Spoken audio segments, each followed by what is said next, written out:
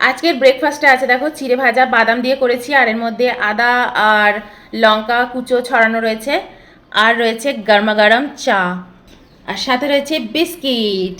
ইয়ে দেখো।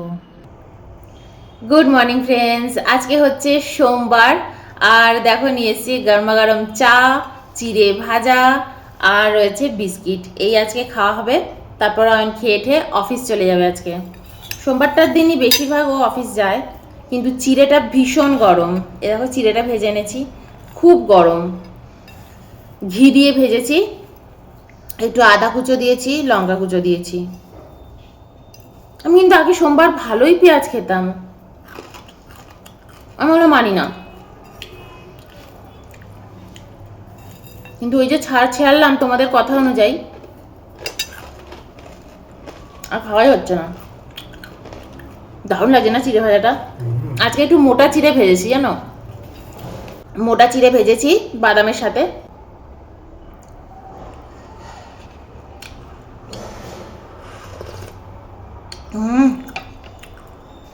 চাটা দারুণ বানিয়েছি। এখন চারদিকে যা পরিস্থিতি চলছে সেটাই কিন্তু মনের মধ্যে বেশি চলছে, তাই না? চারদিকের পরিস্থিতি আমাদের মধ্যে যা এফেক্ট করে, যেটা মনের মধ্যে চলে, আমি সাধারণত সেই নিয়ে তোমাদের সাথে কথা বলি, কোনো স্ক্রিপ্টেড কিছু থাকে না। আজকে যেটা মাথায় আসছে সেটা হচ্ছে যে চারদিকে তো যুদ্ধ লেগেই গেছে, যুদ্ধ এখন চলবেও, অনেক বছর ধরেই হয়তো চলবে, কিন্তু একটা জিনিস বেশি মাথার মধ্যে ঘুরছে, সেটা হচ্ছে পশ্চিমবঙ্গে কিন্তু ভোট আসছে, তাই না? তো এবার বলতে পারো যে মানুষের মধ্যে কিন্তু একটা নতুন, আবার একটা আশা জাগছে, একটা নতুন কিছু হতে চলেছে। আমিও কিন্তু খুব স্বপ্ন দেখছি যে পশ্চিমবঙ্গের এবার একটা অন্যরকম উন্নতি হবে। অনেক কিছু পশ্চিমবঙ্গ ঝেলে নিয়েছে না এত বছরে। তো যাই হোক, আমি যেটা বলতে চাইছি সেটা হচ্ছে যে পানিহাটি থেকে অভয়ার মা দাঁড়াচ্ছেন, এবার আমি এটা জানতে পেরেছি। তার সাথে সাথে বিভিন্ন সোশ্যাল মিডিয়াতে অনেক কিছু দেখতে পাচ্ছি, অনেক কিছু লেখা বেরোচ্ছে। তো ফার্স্টে তো ওনাকে আমি কনগ্রাচুলেশন জানাতে চাই, কারণ উনি জীবনে অনেক ঘাত প্রতিঘাত, অনেক কিছু দেখেছেন, অনেক অভাবের মধ্যে দিয়ে উনি তার একটিমাত্র মেয়েকে বড় করেছেন, তারপর সেই মেয়েকে উনি হারিয়েছেন, তাই না?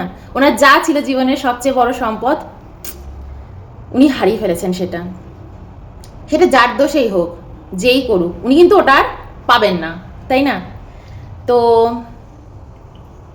ওনার সাধ্য মতন উনি যা যা করার সব কিছু করেছেন, যা যা করার, যার হাতে পায়ে গিয়ে ধরেছেন, যা যা করার উনি করেছেন।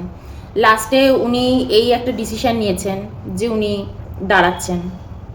এই নিয়ে অনেক অনেক রকম কথা বলছেন, কিন্তু আমি শুধু একটা কথাই বলতে চাই যে উনি যে কারণে, উনি যে পারপাসে এসেছেন, এরকম একটা ডিসিশন নিয়েছেন, দাঁড়াচ্ছেন, সেই পারপাসটা যেন ওনার ইয়ে হয়, পূরণ হয়, তাই না? অভয় বিচার পাক, কারণ আমরা কিন্তু ওনার জন্য আর কিছু করতে পারছি না, তাই না? শুধু শুধু রাস্তায় দাঁড়িয়ে মিছিল করা বা কি বলবো, ধর্মঘট করা, এসব ছাড়া কিন্তু আমরা আর কিছু করতে পারছি না ওনার জন্য। ওনাকে ন্যায় বিচারও আমরা দিতে পারছি না, কিছু করতে পারছি না। তো আমরা শুধু একটা কথাই বলতে চাই, উনি নিজের জন্য বা তার নিজের একমাত্র মেয়ের জন্য, নিজের ন্যায় বিচারের জন্য যে পথটাই বেছে নিচ্ছে, আমরা যেন তার পাশে থাকতে পারি, তাকে সহযোগিতা করতে পারি, তাই না? এইটুকুই আমি চাই। আমি তো বলতে চাই যে আমি আপনার পাশে আছি, আপনি দাঁড়ান, আপনি কাজ করুন, আর আমরা যেন আর ভবিষ্যতে কোনো অভয়াকে না পাই আমাদের মধ্যে, এরকম যেন কারোর সাথে কোনো অন্যায় না হয়, সকলে যেন ভালো থাকে। আর আমি ওই পশ্চিমবঙ্গের ভোটটা নিয়ে না খুব এক্সাইটেড আছি, সত্যি সত্যি খুব এক্সাইটেড। আমি তো টিভি যখনই খুলছি এই খবরই দেখছি, আমার মধ্যে এখন এটাও চলছে চলছে তাই বললাম। যখন যে শুনলাম পানিহাটি থেকে উনি দাঁড়াচ্ছেন, অনেকে তাদের নিজের মতামত দিচ্ছে। আর একটা জিনিস মনে রেখো, যারা রাস্তায় মিছিলে দাঁড়িয়েছিল বা মিছিল করেছিল অভয়ের জন্য, তারা প্রতিবাদ করতে নেমেছিল রাস্তায়, তাদের মধ্যে কিন্তু অনেক কি বলবো, ভেরুয়া মুখোশধারী বদমাইশরাও দাঁড়িয়েছিল, তাই না? তাদের অভয়াকে নিয়ে দরকার ছিল না, নিজেদেরকে নিয়ে দরকার ছিল, নিজেদেরকে তারা প্রমোট করেছে। আমি কতটা সহানুভূতিশীল এগুলো তারা প্রমাণ করার জন্য রাস্তায় দাঁড়িয়েছিল। তো আজকে যেই দেখেছে অভয়ের মা একটা ডিসিশন নিয়েছেন, উনি ওনার মতন করে যেটা উনি ঠিক মনে করেছেন উনি করছেন, অমনি সঙ্গে সঙ্গে আজেবাজে কথা আমি লেখা দেখতে পাচ্ছি বিভিন্ন জায়গায়। তো আমি এটাতে কখনোই সহমত নই।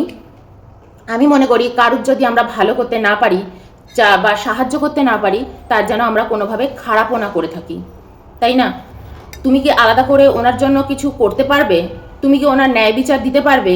উনি এতদিন ধরে হাতড়ে বেরিয়েছেন, সমস্ত জায়গায় গেছেন, দৌড়ে দৌড়ে বেরিয়েছেন, সমস্ত দুয়ারে দুয়ারে গিয়ে নক করেছেন, কিছু উনি করতে পারেনি। তুমি ওনার সাথে হয়তো সহমর্মিতা দেখিয়েছো, দুঃখ প্রকাশ করেছো, চোখের জল ফেলেছো, কিন্তু ওনার জন্য কিছু করতে কি পারছো? আমরা কি কিছু করতে পারবো? কালকে যদি বলে আমাদের মিছিল করো, আমরা আজ থেকে একটু মিছিল করে এলাম, কিন্তু তাতে কি লাভ হচ্ছে? মিছিলের পর মিছিল হচ্ছে, কোনো লাভ তো হচ্ছে না। তো উনি আজকে যে পথটা বেছে নিয়েছেন, উনি যেন সেই ন্যায় বিচারটা পান। আর উনি যেটা ভেবে এগোচ্ছেন সেটাতে সকলে ওনার পাশে থেকো। ওনার পাশে থাকাটাও কিন্তু অভয়ের পাশে থাকা, তাই না? অভয়ের পাশেই কিন্তু থাকা, অভয়ার জন্য কিছু করা, এটাই আমাদের কিছু করা, যে ওনার পাশে থাকা, ওর মা বাবার পাশে থাকা। আর যারা আজে বাজে কথা বলছে ওর মা বাবাকে, তাদেরকে কিছু বলার দরকার নেই। শুধু মা বাবার পাশে থাকো, নিজেদের কিছু ভুল বোঝো না। আমি তো দেখছি অনেক ইউটিউবাররাও নিজেরা অনেক বড় বড় কথা বলছে আর নিজেদের মতামত দিচ্ছে, বা নিজেরা ওনাকে কাঠগড়ায় দাঁড় করিয়ে রাখছে। তো আমার মনে হলো আমিও তো একজন ইউটিউবার, ছোট হই যেমনই হই, সবচেয়ে বড় কথা আমি নিজেই পানিহাটির মেয়ে, আমাদের পানিহাটি থেকেই উনি দাঁড়াচ্ছেন, তাই আমার খুব ভালো লেগেছে।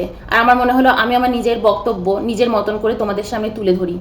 তো কারোর যদি ভালো না করতে পারি, সাহায্য না করতে পারি, কারুকে যদি পথ না দেখাতে পারি, কেউ যদি একটা পথ বেছে নেয় না নিজের জন্য, তাকে সেই পথটাতেই চলতে দেওয়া উচিত।